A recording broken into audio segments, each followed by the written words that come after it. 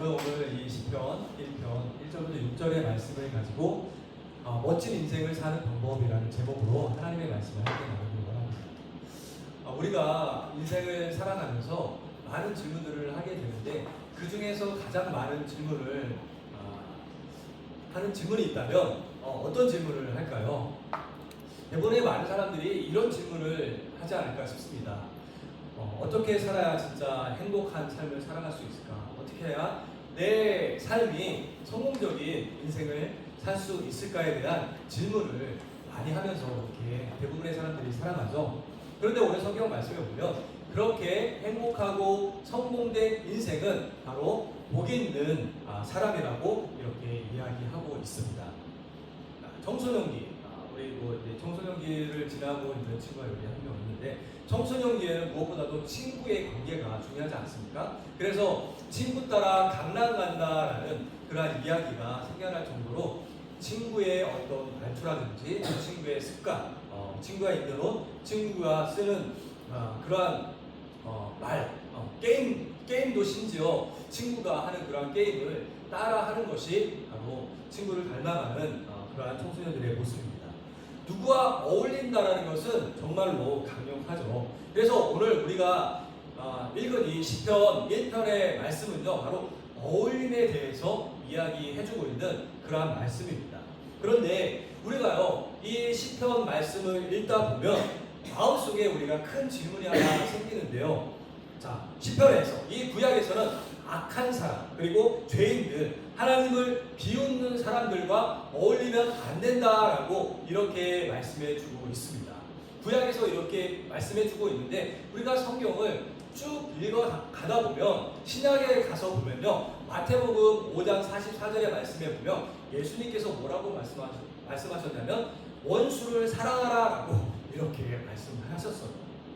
자, 이 말씀을 보았을 때 구약에서는 악한 사람들과 같이 해서는 안 된다라고 이렇게 말씀하셨는데 신약에 가서는 예수님께서는 원수를 사랑해라라고 이렇게 말씀하시는 이 말씀을 보면서 아니, 이 두 말씀이 상충되는 것 아니야? 부딪히는 말씀 아니야? 라는 그런 생각을 갖게 된다라는 것이죠. 그래서 나를 괴롭히고 미운 짓만 골라하는 사람을 도대체 어떻게 대하라는 것인가, 어떻게 사랑하라는 것인가에 대한 질문을 우리가 갖지 않을 수가 없습니다. 그래서 오늘 이 시편 말씀을 통해서 우리가 이것에 대한 말씀, 이 말씀을 내가 어떻게 해석하고 이 말씀을 어떻게 내 삶 가운데 적용시키며 나가야 될지 오늘 이 시편 말씀을 중심으로 우리가 함께 살펴보고자 합니다.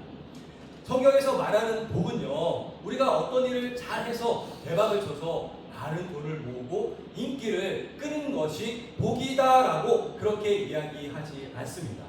자, 우리 시편 1편 1절 말씀을 다시 한번 읽어볼까요? 자, 우리 같이 한번 읽어보겠습니다. 복 있는 사람은 악인들의 길을 따르지 아니하며 죄인들의 길에 서지 아니하며 오만한 자들이 자리에 앉지 아니한다.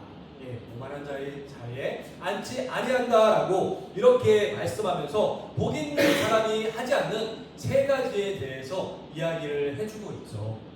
그런데 이 구절을 자세히 살펴보면요, 계단을 마치 내려가고 있는 것처럼 내려가듯이 점점 깊어지는 죄의 행동의 단계가 바로 이 시편 1편 1절 말씀에서 보여지고 있는데 첫 번째 단계가 무엇일까요? 바로 꾀를 따르는 것, 생각에 죄의 단계가 죄가 있다라고 말씀하고 있습니다.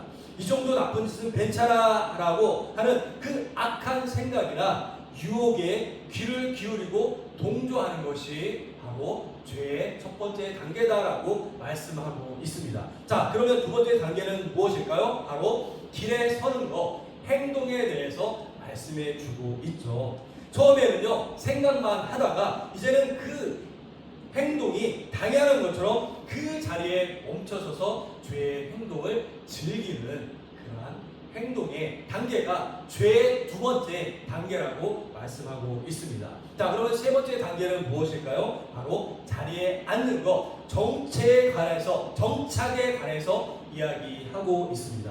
이제는 아예 그 자리에 주저앉아서 털을 잡고 하나님과 선한 가치관을 가지고 있는 사람들을 향해서 비방의 말을 하면서 그 자리에 무게 중심을 잡고 앉아 있는 그러한 죄에 대해서 이 시편 1편 1절에서는 말씀해 주고 있습니다.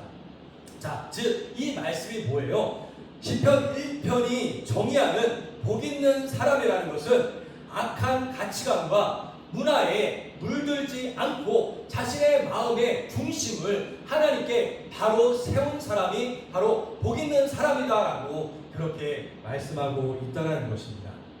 자, 그렇다면 이렇게 자신의 가치관, 자신의 마음의 중심을 하나님께 복 있는 사람으로서 세워두고 있는 그 사람은요, 악한 일을 보았을 때, 악한 사람을 보았을 때 무조건 도망만 치는 그러한 인생을 살아야 될까요? 그러한 모습을 보여야 될까요? 그렇지 않죠. 우리 2절 말씀에서는 이렇게 말씀하고 있습니다. 여호와의 율법을 즐거워하여 그 율법을 주야로 묵상하는도다라고 이렇게 말씀하고 있죠. 무슨 얘기예요? 나쁜 것을 하지 않으려고 억지로 참는 것이 아니라 어떻게 해요? 하나님의 말씀을 너무나도 좋아해서 사랑해서 그 말씀을 주야로 묵상하며 살아갈 때 나쁜 생각이 나쁜 행동이 내 삶 가운데 들어오려고 할지라도 그것에 내가 좌지우지 휘둘리지 않는 그러한 삶을 살아갈 수 있다라고 말씀하고 있는 것입니다. 이러한 사람은요 마치 시냇가에 심은 나무 같아서 가뭄이 와도 마르지 않고 저를 따라 아름다운 열매를 맺게 된다라고 3절에서는 말씀해 주고 있습니다. 중심이 하나님의 말씀으로 단단히 세워져 있기 때문에 어떠한 바람이 풍파가 불지라도 흔들리지 않는 그러한 사람, 그러한 인생을 살아가기 때문에 그 사람을 바로 복 있는 사람이다라고 오늘 성경에서는 말씀해 주고 있는 것입니다. 앞에서도 제가 말씀드렸듯이 이 구약 시편 1편은요 악인들과 함께하지 말라고 이렇게 단호하게 말씀하고 있죠. 그런데 어때요? 신약에 가면 뭐라고 말씀했다고요? 예수님께서는 5장 44절에서 원수를 사랑하야라고 이렇게 말씀하셨지 않습니까? 이 두 말씀은요 서로 상충되어지는 것이 아니라 마치 동전의 앞과 그 뒤처럼 양면처럼 완벽한 조화를 이루고 있다는 것이죠. 왜냐하면 시편이 말하는 함께하지 말아라라는 것은 그 사람과 같은 방향으로 가지 말아라. 그 사람에 의해서 동화되어지, 즉 닮아가지 말아라고 그런 말씀을 시편 1편을 하고 있는 것이고요. 그리고 예수님이 말씀하신 원수를 사랑하라라는 것은 바로 태도와 구원에 관한 이 말씀을 우리에게 전해주고 있는 것입니다. 제가 좀 쉽게 비유를 들어서 말씀을 드려보겠습니다. 여러분들이 물에 빠진 사람을 구원해 내야 되는, 구조해 내야 되는 그러한 구조대원이라고 한번 생각을 해보십시오. 이 구조대원은 자신의 어떤 그 직업 때문에, 사명감 때문에 물에 빠진 사람을 봤을 때 물에 뛰어들어서 구해내야 되는 그런 일을 해야 되지 않습니까? 그런데 만약에 이 구조대원이 헤엄을 칠 수 없는 그런 구조대원이었음에도 불구하고 물에 뛰어들어서 그 사람을, 물에 빠진 사람을 구원해내고자, 구조해내고자 했다면 어떻게 됐을까요? 네. 어떻게 됐을까요? 아마 이 물에 빠진 사람이 막 살려고 호호적거리는 그때 이 사람이 어떻게 해요? 자신이 살려고 얼떨결에 이 구조대원을 꽉 붙잡고 끌어안겠죠. 그러면 어떻게 돼요? 이 구조대원의 수영을 못하면 둘 다 물에 빠져서 죽는 안타까운 그러한 현실을 맞이하게 되겠죠. 즉 시편 1편의 경우는 내가 수영도 못하면서 혹은 그 사람의 나쁜 손짓에 의해서 휘말려서 죄의 물속으로 깊이 빠져들어가지 말아라. 악한 가치관에 너 자신을 전염시키지 말아라 라고 그렇게 말씀하고 있는 것입니다. 가드라인을 우리에게 제시해 주는 것이죠. 하지만 마태복음 5장의 이 말씀은 하지만 그들을 미워해서 버려두지 말고 내가 하나님의 말씀으로 먼저 단단히 무장되어서 그 사람을 살려라, 그 사람을 사랑해라 라고 우리에게 그렇게 말씀하고 있는 것입니다. 여러분, 예수님을 여러분 한번 보세요. 예수님이 사시던 그 당시에 많은 사람들이 죄인이라고 일컫던 사람들이 있었습니다. 악독한 세금 징수원들, 또 창녀들이 그 시대에 많은 사람들에게 저 사람은 나쁜 사람이야 라고 그렇게 손가락질을 받고 있었거든요. 그런데 예수님은 많은 사람들과 함께 그 사람들을 향해서 손가락질을 하고 비난을 한 것이 아니라 그 사람들을 찾아가서 친구가 되어주셨습니다. 친구가 되어주셔서 그 사람들과 함께 먹고 마셨다는 것이죠. 자, 그러면 예수님께서 그들의 죄의 행동을 같이 따라 하셨을까요? 그들의 죄를 못 본 채 하시고 그것에 동조하셨을까요? 그렇지 않죠. 예수님은 자신의 거룩함과 사랑을 가지고요, 그 사람들을 죄 가운데서 끄집어내고 변화시켜 주시는 그러한 놀라운 기적을 행해 주셨습니다. 따라서 시편 1편의 이 분리는 미워해서 왕따시키라는 것이 아니라 내가 먼저 하나님의 말씀으로 단단해지기 위해서 내 마음의 중심을 바로 잡아야 된다라고 이 시편 1편에서는 말씀해 주고 있는 것입니다. 여러분, 에베소서 6장 11절 말씀에 보면은 마귀의 관계를 등이 대적하기 위해서 하나님의 전신갑주를 입으라라고 이렇게 말씀하고 있습니다. 의의 진리의 허리띠를 띠고 의의 흉배를 걸치고 구원의 투구를 쓰고 믿음의 방패를 들고 성령의 검을 들고 마귀를 대적할 때, 나를 공격해오는 그 마귀를 대적할 때 어떠한 공격에도 넘어지지 않고 우리가 그 영적인 싸움에서, 영적인 전쟁에서 승리할 수 있다라고 에베소서 6장 11절에서는 말씀해주고 있는 것이죠. 그렇다면요, 우리 학교에서나 때로는 학원, 직장 같은 데서 나를 미워하거나 괴롭히는 사람, 혹은 도저히 정이 안 가는 그런 사람을 만날 때 우리는 어떻게 행동해야 할까요? 시편 1편 1절에서는 이렇게 말씀하고 있습니다. 내 영혼의 안전거리를 먼저 확보해야 한다라고 말씀해주고 있습니다. 나에게 끊임없이 부정적인 말을 하거나 뒷담화를 통해서 남을 흉보는 그 뒷담화를 통해서 자꾸만 나를 죄악의 구렁텅이로 끌어들이려고 하거나 하나님을 비웃는 사람들이 있다면 그들의 가치관과는 거리를 두어야 한다라고 말씀하고 있는 것이죠. 그들의 말에 동조해서 고개를 끄덕여서는 안 되는 것이죠. 친구의 관계가 끊어질까봐 무서워서 죄의 자리에 함께 있어서는 안 된다는 것입니다. 내가 감당할 수 없을 정도로 나에게 영적인 악영향을 미치는 그러한 사람이 있다면 단호하게 거절하고 거리를 둘 줄 아는 그러한 용기가 우리에게 필요하다라고 이 시편 1편 1절에서는 말씀해주고 있는 것입니다. 그리고 마태복음 5장 44절에서는요, 원수를 사랑하라 이렇게 말씀하신 그 말씀은요, 사람을 미워하지 말고 죄와 상처를 분리해서 봐야 한다라고 말씀해주고 있는 것입니다.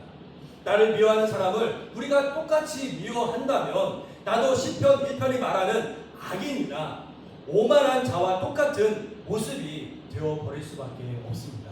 여러분, 미움은 전염성이 강하다는 거 아시죠? 내가 누구를 미워하게 되면요, 내가 그 미워하는 말을 다른 사람에게 이야기하게 되면 듣는 그 사람도 그 사람을 만나본 적이 없음에도 불구하고 의연중에 그 사람을 미워하는 그러한 죄의 전염성이 얼마나 큰지 모릅니다.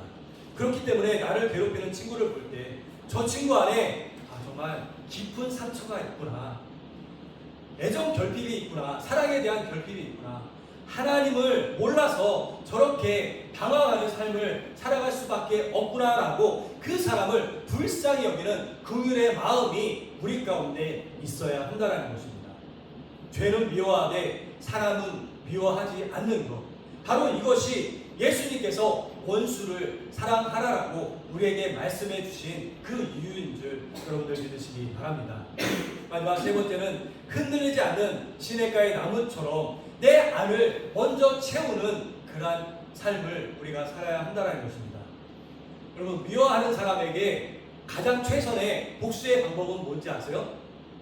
미워하는 사람이 있다면 그 사람에게 최선의 복수의 방법은요, 그 사람 때문에 내 인생을 망치는 그러한 삶을 사는 것이 아니라 나는 보란듯이 더 아름답고 행복하게 성장해 가는 것, 그것이 최선의 복수인 것입니다. 그렇게 우리가 최선의 복수를 하려면요, 매일매일 하나님의 말씀을 묵상하면서 내 영혼의 뿌리를 하나님 앞에 깊이 내릴 때 우리는 아름답고 행복한 삶을 살아갈 수 있게 되는 것입니다. 내 안이 사랑과 은혜로 가득 차 있으면 옆에서 누가 아무리 나를 흔들려고 할지라도요, 흔들리지 않는 그러한 그 사람을 오히려 품어줄 수 있는 그늘이 넓은 큰 나무로 우리가 성장해 갈 수 있다는 것이죠. 이번 시편 1편 4절은 악인들의 결말을 이렇게 말씀해주고 있습니다. 악인들은 그렇지 아니하며 오직 바람에 나는 겨와 같도다라고 이렇게 말씀해주고 있는데요. 여러분, 겨가 뭔지 아세요? 겨? 우리 친구들은 아마 본 적이 없어서 겨가 뭔지 잘 모를 수 있는데, 그 곡식에 알맹이를 감싸고 있는 그것이 바로 겨입니다. 그래서 이 겨가 이 알맹이와 구분되어질 때, 떨어져 나갈 때 바람이 불면 이 겨는 어떻게 돼요? 바람에 따라서 이리저리 흔들리는 그러한 삶을 살 수밖에 없습니다. 세상의 유행, 친구들의 시선, 나를 향한 비난의 말 한마디에 이리저리 흔들리며 상처 입고 무너지는 인생이 바로 바람에 나는 겨와 같은 인생이다라고 시편 1편 4절에서는 우리에게 말씀해주고 있는 것입니다.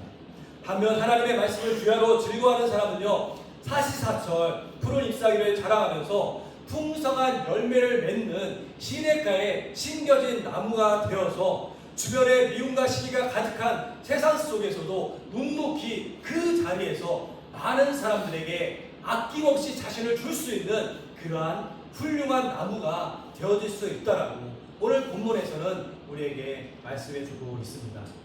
여러분, 나쁜 문화와 죄의 유혹에는 단호하게 노라고 이야기할 수 있는 저와 여러분들이 되어주시길 바랍니다.